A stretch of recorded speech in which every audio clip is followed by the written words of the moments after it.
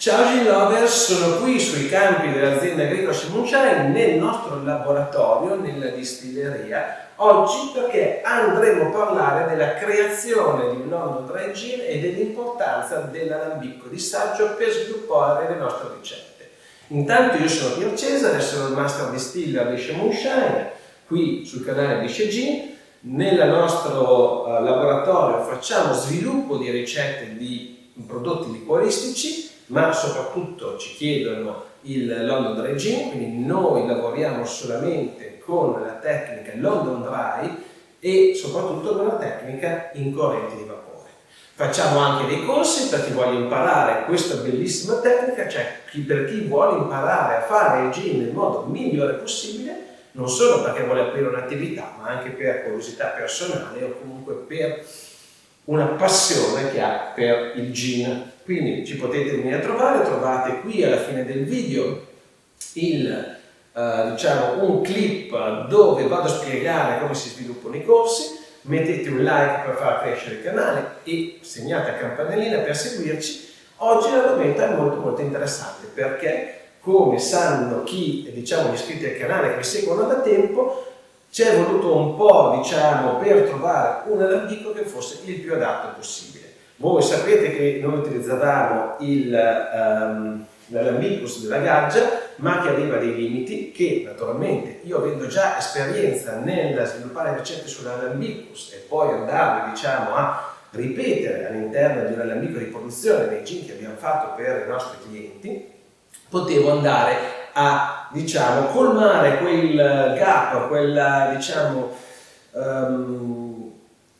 quei problemi che aveva l'alambicus di estrazione in corrente di vapore, perché sapevo già qual era il risultato di una ricetta fatta in alambicus e portata in un alambico da produzione. In questo caso, dopo un po' di tempo, cercando e guardando in rete, ho trovato questo alambico che viene costruito in Ucraina, che è molto più vicino a quello che è il dimensionamento, quindi e il funzionamento di un alambico da produzione rispetto al Gaggia, soprattutto per quanto riguarda nella colonna di estrazione in corrente di vapore.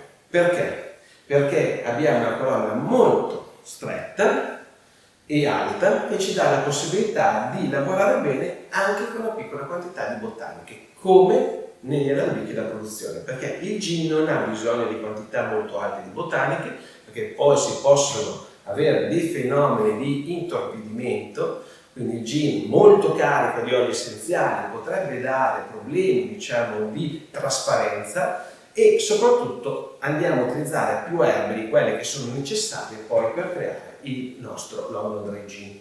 Quindi questo alambico ha una colonna in cui inseriremo le erbe aromatiche, quindi il basket si trova in questa posizione, molto stretta, e ci dà la possibilità di avere quindi anche con poche botaniche una massa interessante all'interno, in modo che il vapore non trovi spazi in cui passare e quindi non andare ad estrarre quelle che sono le nostre botaniche. Cosa invece che l'alambico, purtroppo, avendo un basket molto largo, quindi quasi come la stessa caldaia, andava a dare questa situazione che estraeva almeno un 20-30% le botaniche rispetto a quelle che poi uno andava a utilizzare in produzione. Quindi questo alambico è molto più vicino a quello che è il funzionamento di un alambico da produzione per quanto riguarda l'estrazione in corrente di vapore. È comunque un alambico che si trova a un prezzo interessante. Io qui sotto in descrizione vi metterò il link, c'è anche uno sconto, quindi ve lo portate a casa a circa 300 euro, quindi un alambico che assolutamente possono acquistare tutti, ma è un alambico molto furbo che funziona molto bene e che già abbiamo sperimentato, che dà degli ottimi risultati, soprattutto anche nel profumo, perché qui abbiamo le erbe aromatiche che possono essere messe a una distanza maggiore rispetto all'alambicus della caldaia, quindi si scaldano meno e si rovinano meno, soprattutto quelli in corrente di vapore. Ma non solo, anche il raffreddamento in questo caso è più scomodo perché si deve usare l'acqua che direte rispetto all'alambicus che si raffreddava da solo, ma l'alambicus ha il problema che in estate, comunque col caldo o comunque all'interno della produzione, non riesce a raffreddare benissimo la colonna di condensazione. mentre questa la colonna è molto più fredda e quindi condensa molto meglio grazie all'apporto dell'acqua corrente. Quindi oggi andiamo a fare una piccola ricetta utilizzando questo alambico di saggio e vediamo cosa riusciamo a fare. Ma mi raccomando, utilizzate sempre un alcol acquistato al supermercato, quindi con accisa assolta, in modo che sia completamente legale. L'alambico deve essere piccolo, in questo caso è circa 1 litro, qualcosa di più, ma possiamo tranquillamente farlo lavorare anche a 50 cl. E adesso prendiamo nella nostra bilancia, che è qua, e cominciamo a rollare del gin che andremo a fare. Allora, come sapete, qui a Moonshine noi coltiviamo erba aromatica tradizione liquoristica, ma non solo, ma coltiviamo anche fiori liberi. In questo caso ho scelto una rosa. Queste rose sono particolari, adesso ve la faccio vedere bene, lo prendo con la pinza.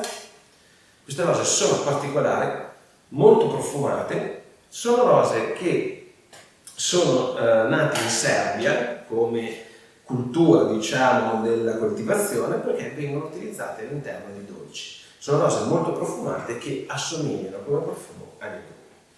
Poi abbiamo un altro prodotto che noi facciamo, questi sono 3 bergamotti della nostra pianta, quindi metteremo anche una parte di agrume. Il bergamotto è uno degli agrumi più importanti della tradizione italiana ed è utilizzato anche nell'ambito dei profumi. Ha un aroma caldo, ricco, che si sposa molto bene secondo me con il profumo della rosa. Poi in questo caso, che vediamo qua, questo è iris fiorentino. Noi coltiviamo qua nel campo l'iris fiorentino, il giaggiolo ha anch'esso è utilizzato nell'ambito, diciamo, dei profumi e ha questo, è un fissativo, diciamo, degli aromi e anche questo profilo aromatico dolce ma speziato. E alla fine l'elicriso. L'elicriso è una delle nostre firme all'interno dei gin. L'elicriso e noi raccogliamo solo i fiori perché il gambo sa più di liquirizia e quindi sarà un po' più pesante, un po' più invasivo come profilo aromatico. Invece il fiore ha un buon sapore, profumo più che altro, secco ma leggermente speziato, quasi tendente al chiaro. Poi abbiamo pensato di unirci anche delle mele, sempre che coltiviamo qui sul nostro campo, nel nostro frutteto. L'immancabile coriandolo, anche questo lo facciamo noi, ma nell'altro campo che abbiamo qui a circa 1 chilometro di distanza. La lavanda, sicuramente il ginepro, quello sapete che in un gin non può mai mancare. Il calamo aromatico, che è una pianta palustre che conosciamo tutti bene perché abbiamo sempre visto a casa delle mamme quei spadoni con quella parte marrone che fa i piumini in alto. Quello è il calamo, è un ottimo prodotto che si utilizza in liquoristica. L'angelica, sempre coltivata da noi. L'abrotano, che è un'altra delle nostre firme che noi utilizziamo in quasi tutti i nostri prodotti. L'abrotano è un'artemisia con gli essenzi, ma in questo caso è un'artemisia molto particolare perché sa leggermente di agrumi. Poi salvia sclarea e alla fine siamo pronti per procedere alla produzione del nostro gin, del nostro nuovo alambico di saggio. Quindi la cosa importante, come vi dicevo, prendiamo le nostre brocche graduate, queste sono fondamentali. Aggiungiamo quindi, noi lavoriamo in distillazione non con un alcol a 96 volumi alcolici, utilizziamo un alcol neutro perché per noi è il nostro foglio, diciamo, di carta dove andiamo a creare poi il nostro prodotto, diciamo, liquoristico, il nostro gin. Quindi un alcol neutro ci dà la possibilità di non dover bilanciare quello che è il sapore, la base alcolica, perché con un gin si potrebbe utilizzare anche altri tipi di alcol, tipo la grappa, oppure anche spaziando un brandy, quindi uno spirito di vino, uno spirito di almeno, uno spirito d'agave. Quindi si possono utilizzare tanti tipi di base alcol, l'unico problema è che normalmente quegli alcol hanno un aroma che va poi bilanciato con le erbe aromatiche. Ci diventa un po' più complicato, ma assolutamente si può anche fare. Comunque noi oggi partiremo da un alcol neutro, non si distilla mai a 96 volumi alcolici, ma lo andremo a tagliare con una parte d'acqua. Apriamo la nostra bottiglia, in questo caso lavoreremo con 50 cl.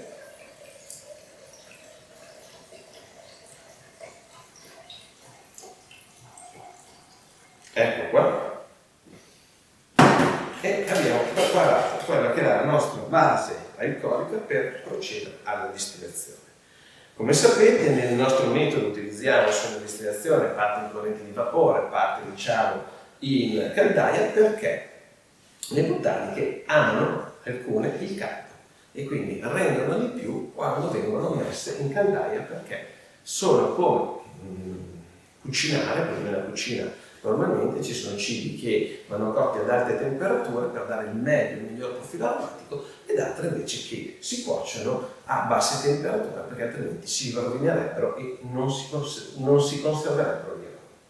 Quindi adesso andiamo ad aprire il nostro distillatore. Come vedete lui è già attaccato al nostro rubinetto, quindi ha un carico e uno scarico.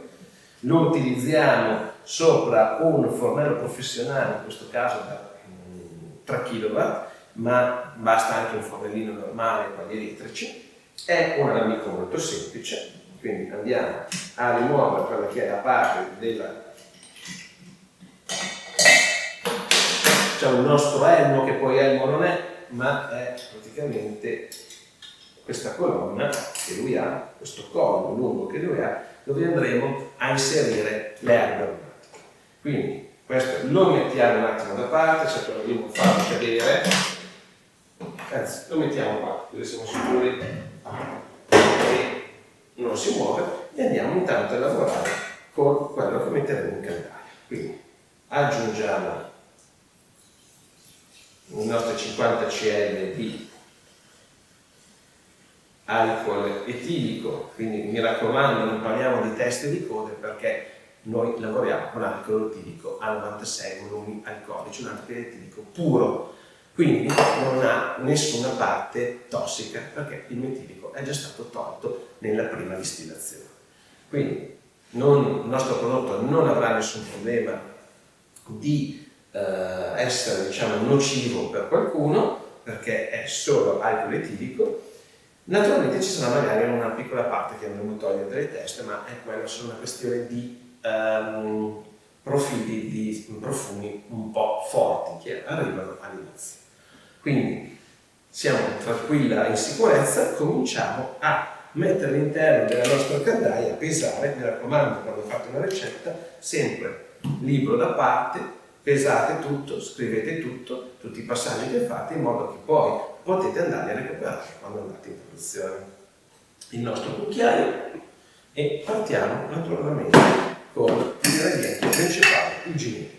Il ginepro è il protagonista del gin, è quello che dà il nome al prodotto, e va messa una quantità che è 10 volte quella delle altre erbe aromatiche.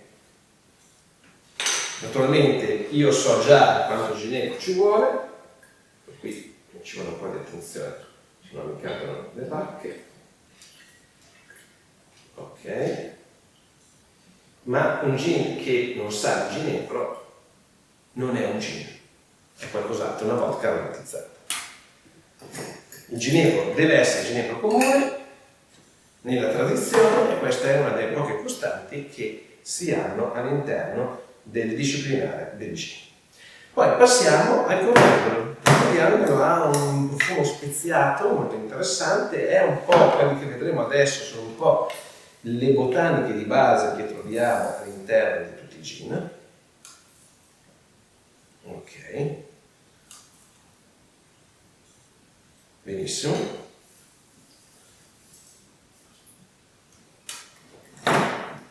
Se volete e siete curiosi, andate a vedere, mi raccomando, solo sui London Dry Gin, perché sugli altri possono scrivere quello che vogliono, ma le botaniche non le hanno neanche viste. Quindi su quelli che sono i London Dry Gin che trovate sul mercato, se siete curiosi e ci sono scritti, perché non è detto che e non è dovuto scrivere tutti gli ingredienti, andate a vedere quelli che sono gli ingredienti che si ripetono in vari gin, e scoprirete che c'è sempre una base che per sapore è sempre la stessa, come per l'uso per esempio dell'angelica, che si trova in moltissimi gin che ci sono in produzione. Mi raccomando, il London Dry Gin perché è l'unico che vi dà la certezza che siano state utilizzate le erbe aromatiche. Il London Dry Gin non è un gin prodotto a Londra, ma è un gin prodotto con il metodo di produzione, quello DOC, per fare un gin. Quindi, utilizzando alambicchi, tutte le botaniche nell'alambicco in un unico passaggio senza aggiungere niente né prima né dopo. Quello che già ha la certezza è che il prodotto che andate a prendere è di altissima qualità, lavorato nel modo tradizionale e con le botaniche, perché i distilli potrebbero essere, può voler dire tutto o niente, potrebbero anche essere prodotti che non sono stati distillati, ma in cui hanno utilizzato degli alcolati per risparmiare e quindi meglio spendere di più per un London Dry dove si ha la certezza della qualità di un distillate che non si sa come è stato fatto. Perché dico tutti, potete raccontarmelo come volete, ma se avete utilizzato un alambicco, quindi il metodo tradizionale, corretto, secondo me è l'unico per fare un ottimo gin, perché non avete scritto London Dry sull'etichetta? Se fai il Barolo, perché non ci scrivi Barolo? Magari perché non lo è. Quindi, London Dry, se volete acquistarlo, andate a vedere quali sono le botaniche che sono utilizzate in varie produzioni e vedrete che ci sono delle costanti, come può essere l'angelica, il coriandolo, altri prodotti, o anche il giaggiolo, la galanga, che è diciamo la variante meno costosa, diciamo non è un iris, è una pianta tropicale che imita molto il profumo, ma che ha un costo minore, quindi viene utilizzato in alternativa. Poi mettiamo all'interno, in questo caso, il calmo. Sto guardando se c'è qualcos'altro di interessante da proporvi. Ecco qua, l'ho trovato e poi vi spiego che cos'è. Quindi mettiamo all'interno il calmo aromatico, abbiamo detto che è una pianta palustre molto particolare, di cui conosciamo le infiorescenze. Ok, come vedete quantità di botaniche non sono molto alte all'interno di un gin, quindi per questo ci serve una parte di estrazione molto più stretta, in modo che si possa creare la massa giusta. Quindi siamo arrivati a questo punto che abbiamo installato quasi tutte le botaniche all'interno della nostra caldaia. Sto guardando se mi sono dimenticato qualcosa. Ah sì, giusto, che ho appena preso, questo è un pepe. I pepi sono molto interessanti nella produzione dei gin, ma bisogna stare attenti perché sono molto, come si può dire, loro un profilo aromatico molto forte e se ne mette troppo si rischia di avere un gin un po' troppo sbilanciato verso questa parte, diciamo, di pepe.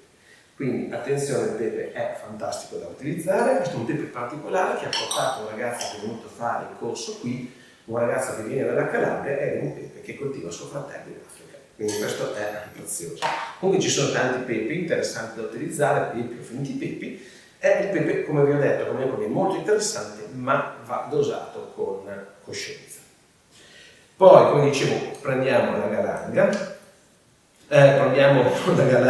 ma l'iris fiorentino, ok? E anche questo va in caldaia. E poi cominciamo a lavorare con le nostre botaniche che andranno nella parte del nostro elmo barra collo, che in questo caso è tutto integrato, dove lavoreremo in corrente di vapore. Quindi intanto ce li prepariamo, prendiamo il nostro contenitore e partiamo dall'emicriso.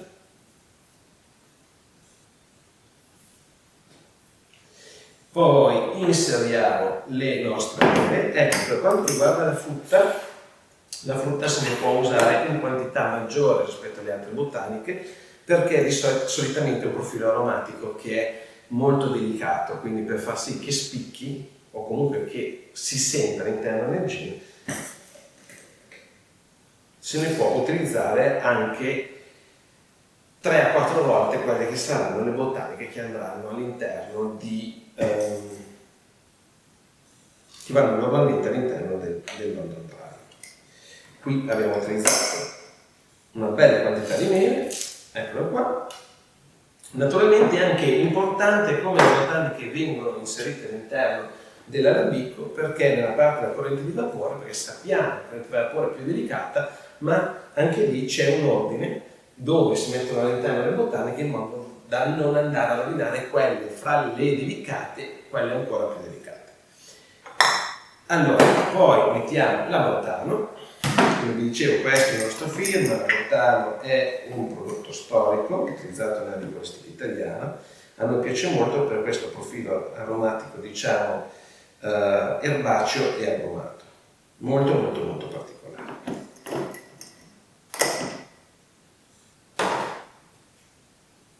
Eccole qua. Mettiamo un po' di lavanda, anche la lavanda ha un profilo molto forte, questo è l'Idecot, quindi una delle lavande più pregiate, quindi naturalmente ne mettiamo un pizzico. Ormai vado a occhio in alcune cose. Un altro fiore molto interessante è il gelsomino. Chi non ha mai bevuto il tè al gelsomino conferisce un profumo fresco. Eccolo qua. In questo caso mettiamo una quantità non altissima perché vogliamo che faccia squadra con il resto. Come dico sempre ai corsisti che vengono qui, un gin vero London Dry Gin è un gin equilibrato dove non spicca nulla tranne che il ginepro. Quindi è un concerto, una sinfonia dove tutte le botaniche fanno un insieme, danno un carattere al gin, ma nulla si sente, diciamo, di queste che sono inserite all'interno della nostra ricetta. Oggi va di moda comunque fare dei gin che sono più rivolte, diciamo, a quello che richiede il mercato, perché spesso e volentieri i clienti identificano un gin con una botanica oltre il ginepro che va a spiccare fra le altre, quindi gin alla lavanda, pompelmo, eccetera, eccetera. Non è corretto come gin, ma comunque se il mercato ce lo chiede si può giocare sul fatto di spingere, e noi oggi spingeremo sulla rosa, di spingere sulla botanica, su una botanica in particolare. E quindi oggi spingeremo, anzi togliamo e mettiamo solo i petali, che la parte verde non ha profumo, e in questo caso abbiamo messo, ecco qua, una bella parte di rose. Ci manca il bergamotto, anche qui sugli agrumi non bisogna esagerare perché gli agrumi tendono a essere molto, diciamo, anche loro come il pepe arrivano molto forte come profilo aromatico, quindi è meglio, se non si vuole fare un gin agli agrumi, non andare a esagerare nella quantità che se ne mette dentro. Ok, facciamo così, vediamo solo una piccola parte di agrumi, posto, quindi adesso siamo pronti, se non mi sono dimenticato nient'altro, ad inserire le nostre botaniche all'interno del nostro basket per la corrente dell'acqua. Quindi, come vi dicevo, partiamo dal prodotto più delicato, quindi dai petali di rosa. Ecco qui. Poi andiamo a inserire tutto il resto. In questo caso questa basket verrà girato, quindi le botaniche più delicate mettiamo prima perché rimarranno in alto, e alla fine inseriamo il nostro ripreso. Poi con la pinza andiamo a controllare che siano messe in modo corretto all'interno, quindi che non lasciano spazi, diciamo, al vapore per uscire e non passare all'interno delle botaniche. Prendiamo il nostro, questo ci serve per bloccarle quando scenderanno, e le andiamo a chiudere sopra il nostro alambico. Ok? Operazione quasi completata. Quindi vedete che è molto semplice, è un alambico moderno anche di design, però con una chiusura non di quella di incastro che si usa la farina o cose simili per andarle a chiudere. Adesso vediamo che i nostri tubi non si sono un po' aggrovigliati, mettiamo a posto. Ok, quindi nell'ambito di concezione moderna facciamo partire la nostra piastra.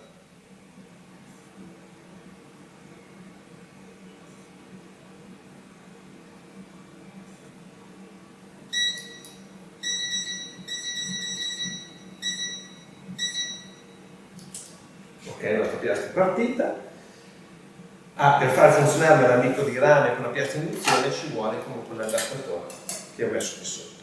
Allora, come in produzione, facciamo partire anche l'acqua fredda. Ok.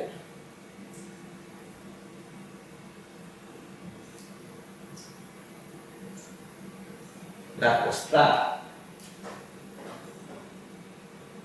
andando all'interno della colonna di raffreddamento, quindi come succede negli alambichi da produzione si fa partire il riscaldamento all'inizio forte, quindi si va quasi diciamo alla massima potenza dell'alambico, in questo caso è un alambico elettrico, quindi faccio 20 kW, all'inizio partirò con uno spunto di 20 kW per arrivare a riscaldare a 78 gradi la caldaia in modo da cominciare l'evaporazione del nostro alcol etilico. Nel momento che io arrivo a temperatura posso tranquillamente abbassare quindi la temperatura del nostro alambico in modo che poi la distillazione avvenga in modo più delicato e di rimanere comunque a una temperatura costante intorno agli 80-80 e qualcosa gradi, che poi salirà naturalmente quando l'alcol etilico sarà evaporato quasi completamente. Quindi mettiamo la nostra provetta qui sotto, aspettiamo quindi, e un'altra cosa molto importante, c'è la possibilità anche di inserire all'interno qui un termometro che ci dà la possibilità di controllare la temperatura. Appena lo trovo ce lo metto e aspettiamo che esca il nostro fantastico London Dry Gin alle rose che abbiamo oggi messo all'interno del nostro piccolo alambico di saggio. Mi raccomando, ci vediamo fra poco.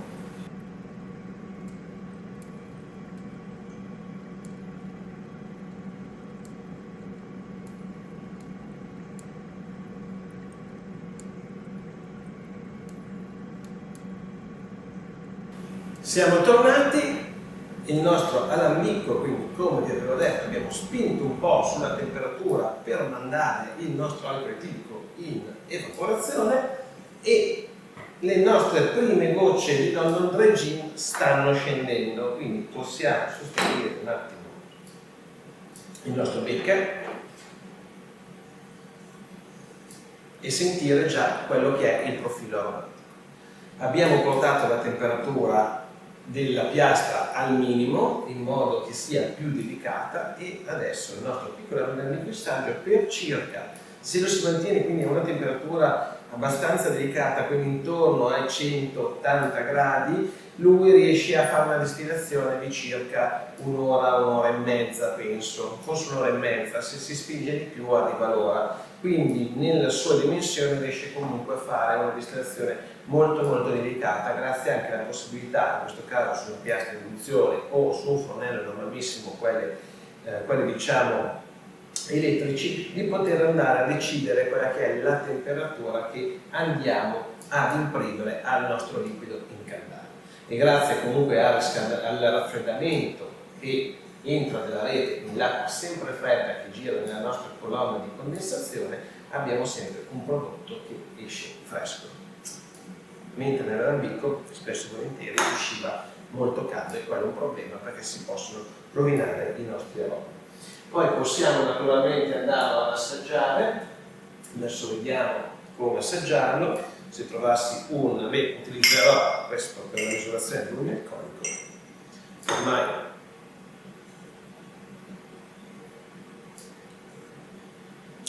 è buonissimo, si sente il profumo sia di rose sia leggermente di pepe e devo dire che questa è una ricetta molto molto interessante.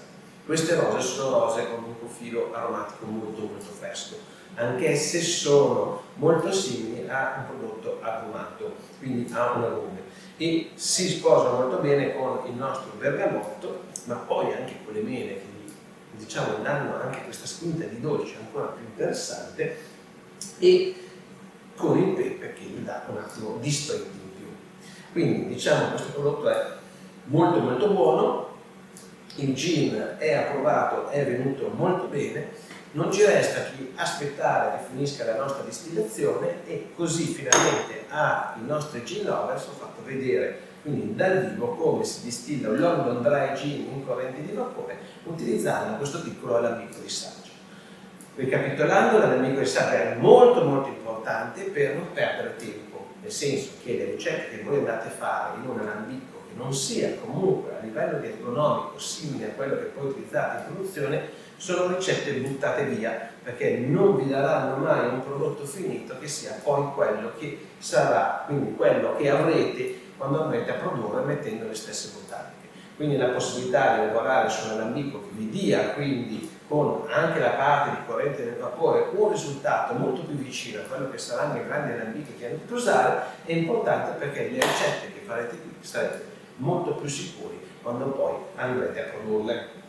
Quindi un piccolo investimento, è un alambico comunque che penso si possano permettere tutti, il costo è circa 300 euro, trovate il link qui nella descrizione del video, ma è un alambico che assolutamente bisogna avere per non buttare via tempo, che vuol dire anche soldi, perché se buttiamo via le nostre ricette tutto l'alcol che abbiamo usato, che costa, è andato perso.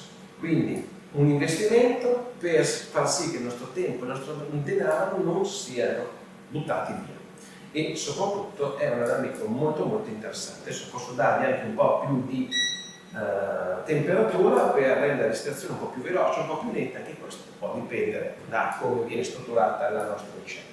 Finito di questo video, io andrò a riportare, finché me li ricordo, quelle che sono le quantità di prodotti che ho utilizzato, perché devo dire che questo è un gin molto interessante e potrebbe interessare al nostro cliente che ci chiede di fargli una produzione conto terzi e comunque di sviluppargli una ricetta di un gin con le nostre dose, con le nostre aromatiche. È un gin veramente veramente buono, quindi me lo vado a segnare subito alla fine del video, proprio perché non perdere quelle che sono le quantità di erbe aromatiche e quali erbe aromatiche ho messo all'interno. Quindi avete visto come funziona questo alambico. Quelli che sono venuti qui, i corsisti che sono venuti qui al corso di Master Distiller, ho consigliato di acquistare questo, anche perché utilizzando tutti lo stesso alambico, quando loro andranno a casa e faranno le loro prove e mi chiederanno magari perché un profilo aromatico non è venuto come pensavano, io posso replicare la stessa prova che ho fatto loro a casa qui e capire cosa è andato storto. Ma vedrete che quello che esce da questo piccolo distillatore sarà puro profumo e puro sapore. Quindi ragazzi, mi raccomando, sempre London Dry Gin, non acquistate gin che non siano, diciamo, all'altezza, ovvero, o comunque se volete risparmiare potete prendere qualsiasi tipo di gin, ma se volete spendere dei bei soldi, perché possono essere 100 bottiglie da 60-50 euro, quello è importante, controllare la qualità. Sono buoni tutti i gin, io sono il primo a dire che nelle birre amo la Moretti, quindi è una birra assolutamente commerciale, ma la Moretti è il costo della Moretti.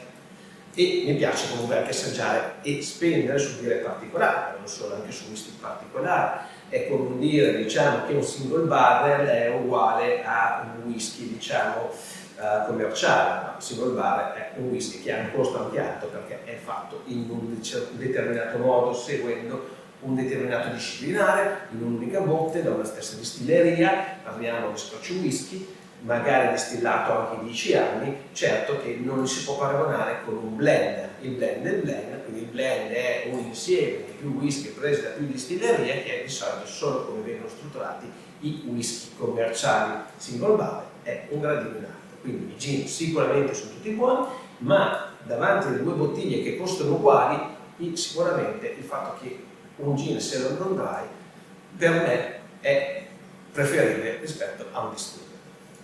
Quindi la qualità naturalmente si paga, e però da tanta soddisfazione.